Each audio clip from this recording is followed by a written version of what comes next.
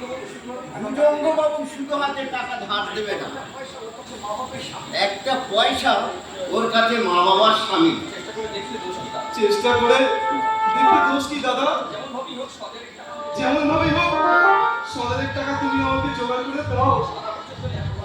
সারা বছর ধরে আমি এত কষ্ট করে পড়াশোনা করলাম, সব সব তো বৃথা যাবে। আমি পরীক্ষাটা যদি দিতে না পারি। সবই বুঝি ভাই, নইলে সংসারে এত অভাব, তবু আমি তোদের লেখাপড়া শিখিয়ে যাচ্ছি। কষ্টতে হাতে পায়ে ধরে বেতন মুকুট করিয়েছি, ভিক্ষা করে বই এনে দিয়েছি। তুমি কি না করলে দাদা? বাবা থাকলে করতেন কিনা সুন্দর। কি আর করতে পারছি বল? 2 বছর আগে মারা গেল বাবা, তার 2 বছর আগে মরল মা। কেন শুনে তোর বৌদি মারা গিয়ে আমাকে একেবারে পথে বসিয়ে দিয়ে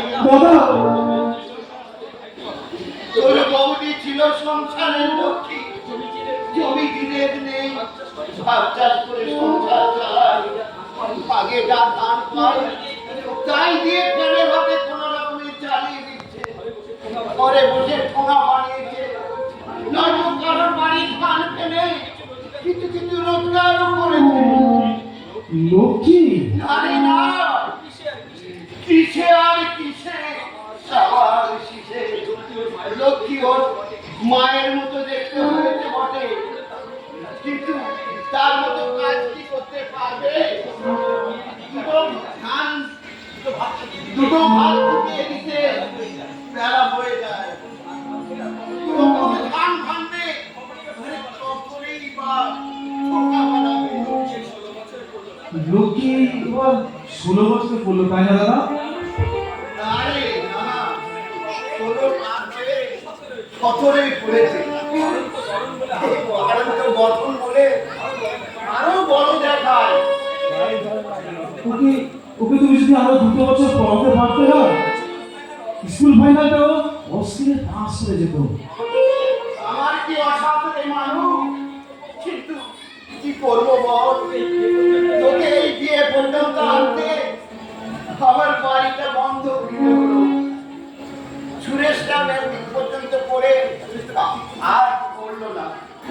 নীলেশটা আসছে বছর স্কুল ফাইনাল দেবে। একদম ভাত চাষির পক্ষে এই লেখাপড়ার বিলাসিতা কি সম্ভব? এই কথা ঠিক দাদা, যে শুনছে সেই বলছে। হারান মন্ডল অসাধ্য সাধন করেছে।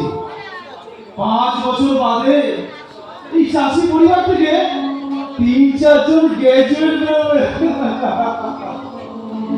আর বেটি পার্বতী টাকতে অত দূর গায়ার শক্তি নেই, বুঝলি? নইলে আগে এক টানা 16 ঘন্টা জমিনে কাজ করেছি।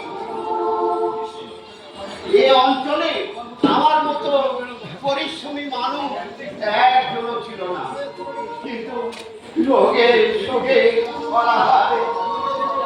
দাদা তারপর পরে রয়েছে ওই একখানা সাল। লক্ষ্মীর বিয়ে যে আমি কি করে দেব ভেবেই পাচ্ছি না। কম করে হলেও 1,600 টাকা তো লাগবে। দাদা লক্ষ্মী বিয়ে চলে না, আমাকে ভাবতে হবে না দাদা। বিয়েটা যদি আমি পাস করতে পারি, যেমন করে হোক একটা চাকরি আমি জোগাড় করে দেব। আমি তোমাকে কথা দিচ্ছি দাদা, লক্ষ্মী সমস্ত ভার আমার। সে তো তোকেই নিতে হবে রে ভাই। আমি আর কদিন আমার বর্তমানে ভাইজির ভাইপোদের দায়িত্ব তোর কাঁধেই পড়বে রে ভাই। এখন চিন্তা হচ্ছে তোর বিয়ের টাকাটা নিয়ে। এমন কোনো জিনিস নেই যা বিক্রি করে বা বাধা দিয়ে তোর 150 টাকা আমি জোগাড় করে দিচ্ছি। আরে কি খবর হাল? মানুষ অঙ্কের সঙ্গে করে নিয়ে এসেছো বাবু, হ্যাঁ? পরীক্ষা দেবে। শুনেছেন বোধহয়? শুনেছি, আমি শুনেছি বই কি। তা এই অঞ্চলে তোমার প্রশংসায় এই সবাই পঞ্চম।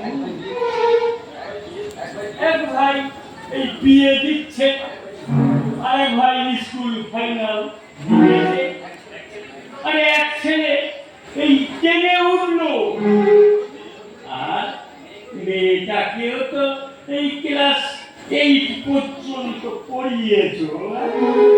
আগে সবই আপনাদের অনুগ্রহে হয়েছে বাবু, নইলে আমার কি সাধ্য ছিল?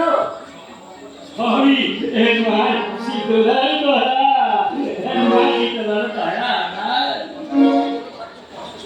এই এত কষ্ট করে এই যে ভাইদের পড়াচ্ছ, ফল তুমি পাবে। এই অঞ্চলে এই কোন লোকটা বলো তো দেখি, এই তোমার মতো দুঃখ কষ্ট করে এই ভাইদের পড়াচ্ছে, লেখাপড়া করাচ্ছে? হ্যাঁ? এই সব তো একেবারে গোবুকু। আগে নিজে লেখাপড়া জানি না, তাই ভাবলাম ওদের যদি কিছু হয়।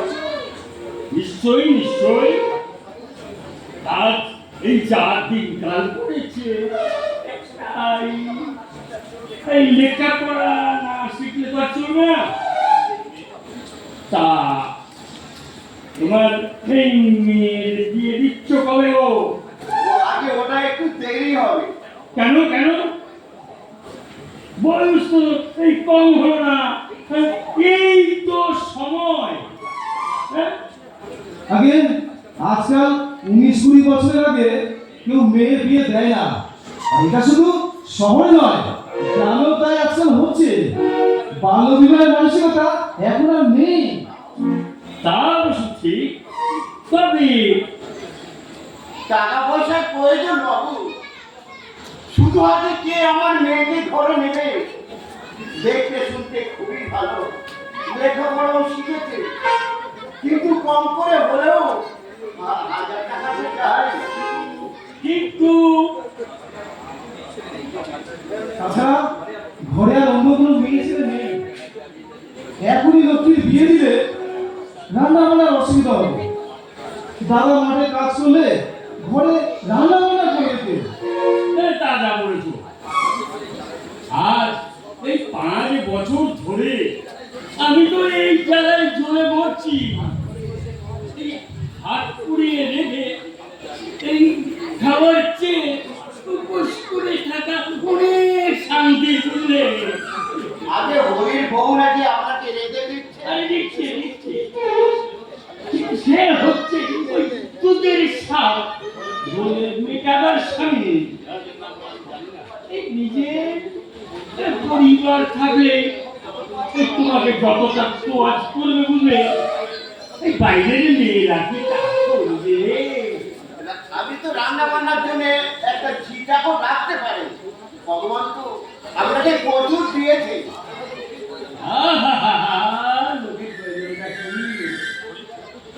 হরির বউ তো এই দুবেলা রেগে দিয়ে যাচ্ছে। ও কথাটা কিন্তু তা নয়, কথাটা হচ্ছে এই নিজের স্ত্রী থাকলে এই যতটা সুখ শান্তি পাওয়া যায়, তা তো বটে। এমনি একটু এই মাথায় হাত বুলিয়ে দিল, এই একটু পাকারে বাতাস করলো, কাছে কাছে এসে ঘুরলো বুঝলে। হারান এই মানে হচ্ছে এই নিজের মেয়ের মতো আর কি। না মানে মেয়ে নেই, কিন্তু মেয়ের মতো আর কি। বুঝি বাবু, আমি বুঝি। এই যে মেয়েটা আমার ঘরে আছে, কোনো সময় বুঝতে দিচ্ছে না যে আমার ঘরে পরিবার নেই। মাঠ থেকে গেলে ধুতি গামছা এগিয়ে দেবে, তেলের পাত্রটা হাতের কাছে পৌঁছে দেবে। এই সুখ টাকা পয়সায় মেলে না বাবু, নাকি বলুন? দাদা, অযথা সময় নষ্ট করে লাভ নেই। বাবুকে বলো না কথাটা। আমার তো আবার কলেজ আছে,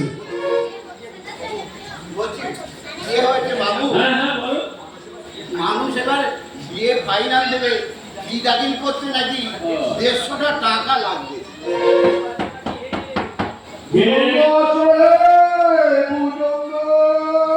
আরে এসো এসো এসো।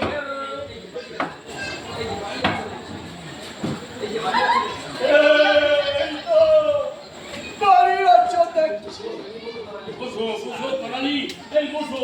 আরে ভাই, আমার তো আর বসবার জো আছে রে ভাই। বাড়িতে না, আরে ভাই বাড়িতে আমার অনেক কাজ আছে। আচ্ছা এই ভাই, তুমি নাকি এই নোংরাকে ধান দিয়েছ? হ্যাঁ দিয়েছি দিয়েছি। এই কি করবো বলো, এই অনেক এই বলার পরে আমার এই পায়ে জড়িয়ে ধরলো তাই। নোংরা শালা, এক নম্বরের শালা হারামি তো। হ্যাঁ? আমার কাছে না আমি এই 20টা টাকা ধান নিয়েছিল। হ্যাঁ। তাহলে আজকে 6টা মাস হয়ে গেল। হ্যাঁ। তাহলে না দিলে আমার সুদ, হ্যাঁ। না দিলে আমার আসল। ভাই রে, ও ভাই, তুমি ওকে ধান দিলে ভাই, তুমি একবার আমাকে জিজ্ঞেস করবে না রে ভাই। ও ভাই, ওই ধান তুমি আর আদায় করতে পারবে? আজকে মঙ্গল ঠিক দিয়ে দেবে ধান, একটু অভাবে পড়েছে, নইলে ছেলে হিসেবে মঙ্গল খুবই ভালো। তুমি জানো তো হারান, জামাই রাজাপুরের মধ্যে কে ভালো আর কে মন্দ আমি জানি না। শালা নেওয়ার সময় শালারা পায়ে বসে বলবে বাবা এমনকি বোনাই, আর দেওয়ার সময় মানে ধানটা ঘরে উঠে গেলে আর শালাদের লাজে আর পা দেয়া যাবে না। এই কথাই বলার জন্যই কি তুমি আরে না রে ভাই না, আরে ভাই, চলো ভাই, আজকে না সকালবেলা উঠে আমার মনটা কি খারাপ হয়ে গেল। কেন? আরে ভাই, ওই ভোরে উঠে আমি গাড়ি আর গামছা নিয়ে সবে মাত্র ওই আমার এই সড়ক চর্চায় সবে পাটা দিয়েছি।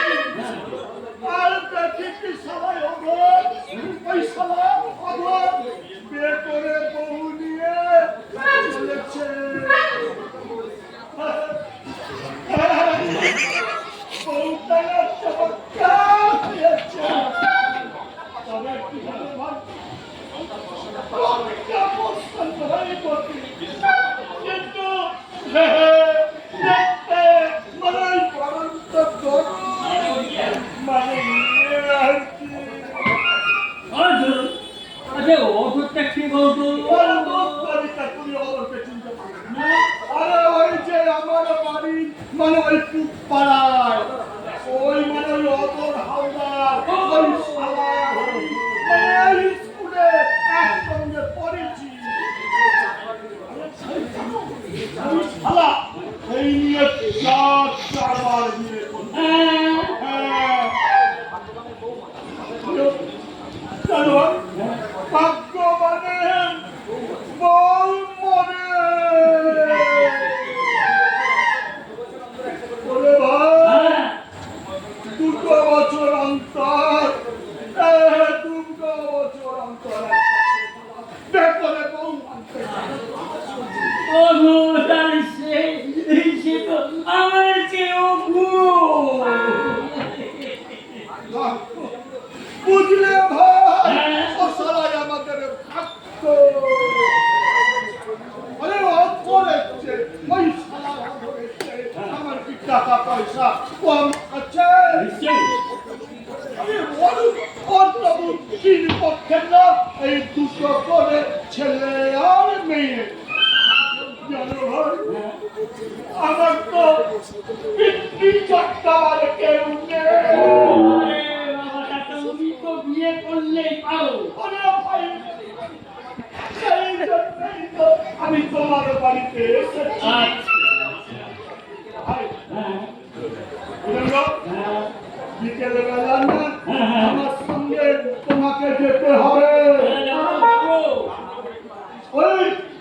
রামনগরের একটি পাত্রীর সন্ধান পেয়েছি।